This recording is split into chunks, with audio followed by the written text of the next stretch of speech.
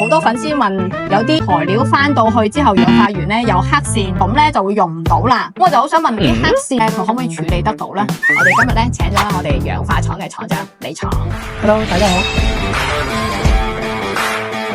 對氧化嚟講，黑線嘅問題就分兩方面嚟講，擠入模具即係帶入少少嗰啲雜質，即係個鋁板嘅雜質啊，拖到一條黑線嘅，或者有少少嘅磨痕啊，呢種咧我哋係可以經過拋光或者打砂啊嘛，可以去覆蓋到。但係如果另外一種，我係因為建材模具設計嘅時候有缺陷啊，拖出嚟嗰啲黑線可能氧化你就蓋唔到嘅。明白啦！喺咁多年嘅經驗入邊咧，我哋一直都係自主有自己嘅模具廠。咁我哋喺模具嘅設計上面咧，就喺源頭去進行把控。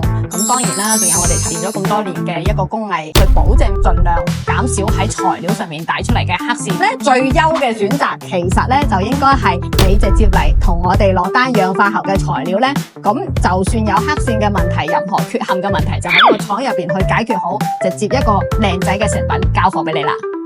記得點讚關注哦。